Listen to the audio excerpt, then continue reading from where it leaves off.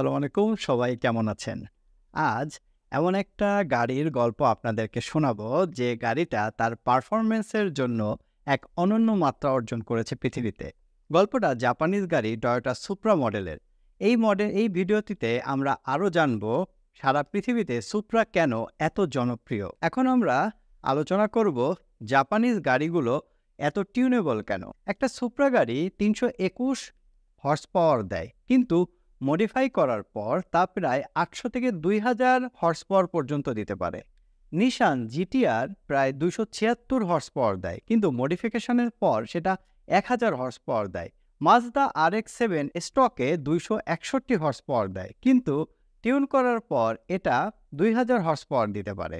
এখন প্রশ্ন হলো, এই অল্প হর্স পাওয়ারের গাড়িগুলো যদি এত পাওয়ার হ্যান্ডেল করতে পারে, তাহলে তারা নিজেরা কেন এত পাওয়ারফুল গাড়ি তৈরি করে না? এটার কারণ জেন্টেলম্যান এগ্রিমেন্ট। এবার আসি, জেন্টেলম্যান এগ্রিমেন্ট আসলে বিষয়টা কি।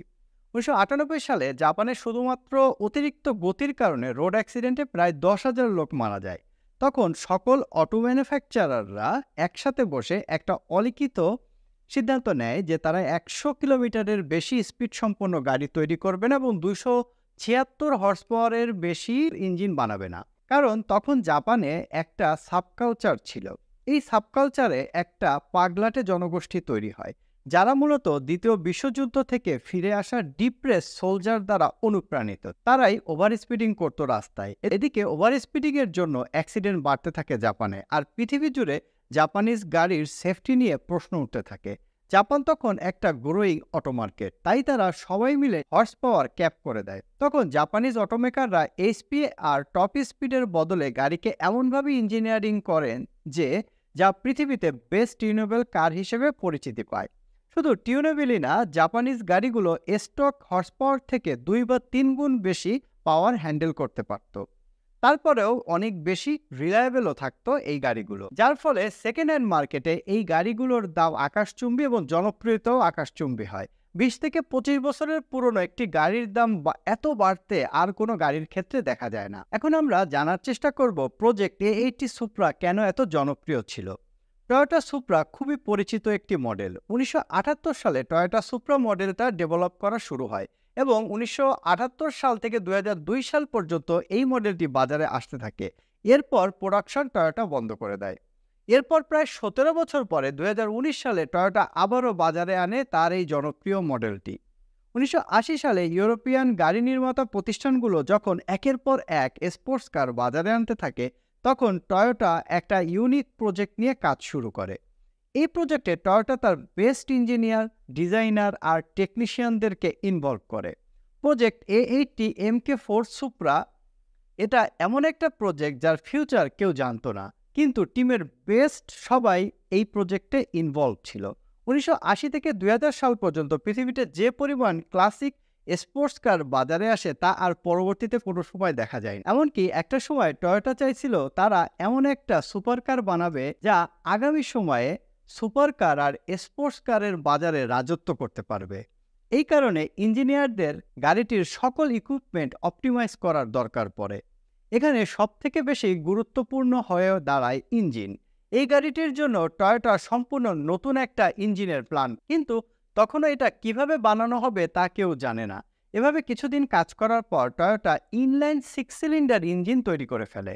এই ইঞ্জিন পরে এতটাই রিলায়েবিলিটি, পাওয়ার আর পারফরমেন্সের জন্য এতটাই জনপ্রিয় হয় যে বড় বড় কার ম্যানুফ্যাকচারাররা এই ইঞ্জিন ব্যবহার শুরু করে। এই ইঞ্জিনে কাস্ট আয়রন ব্যবহার করার জন্য ইঞ্জিনের ডিউরেবিলিটি বেড়ে যায়, আর টুইন টার্বো ব্যবহারের জন্য এর পাওয়ার ডেলিভারি বেস্ট একটা জায়গায় পৌঁছায়। তখন নর্মালি প্যারালাল টুইন টার্বো ব্যবহার হলেও টয়োটার ইঞ্জিনিয়াররা এখানে সিকোয়েন্সিয়াল টুইন টার্বো ব্যবহার করে, যার ফলে লো আরপিএমে ইঞ্জিন হাই বুস্ট দিতে পারত।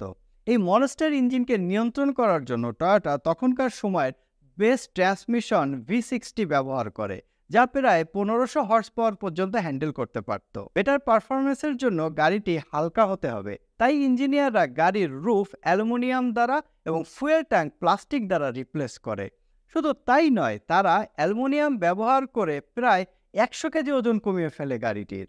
সেফটি ইস্যুতে 1998 সালে আমেরিকায় আর 2002 সালে খোদ জাপানে সুপ্রার সেল বন্ধ হয়ে যায়। সবাই ভাবে সুপ্রার ইতি ঘটে গেছে, কিন্তু 2019 সালে টয়োটা বাজারে নতুনভাবে আবার সুপ্রা লঞ্চ করে সাড়া ফেলে দেয়।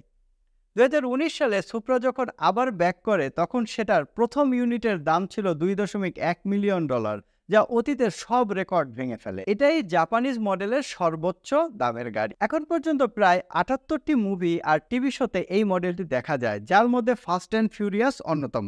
1992 সালের সুপ্রা মডেলের দাম প্রায় $1,00,000, যা নতুন মডেলের প্রায় দ্বিগুণ। 2020 সালে সুপ্রা BMW এর সাথে কোলাবোরেশনে বাজারে আনে তার নতুন মডেলটি। পৃথিবীর প্রথম গাড়ি হিসেবে সুপ্রাতেই প্রথম নেভিগেশন সিস্টেম ব্যবহার করা হয়। তখনকার জিপিএস সিস্টেম এখনকার মতো আপডেট না হলেও টয়োটা সুপ্রাই পৃথিবীর প্রথম গাড়ি যে গাড়িতে নেভিগেশন সিস্টেম ব্যবহার করা হয়। কাতারে সুপ্রার একটা মডেলকে এমনভাবে মডিফাই করা হয় যেটা 2000 হর্স পাওয়ার প্রডিউস করতে পারত। ভিডিওটি কেমন লাগলো জানাবেন। ভালো থাকবেন। ধন্যবাদ।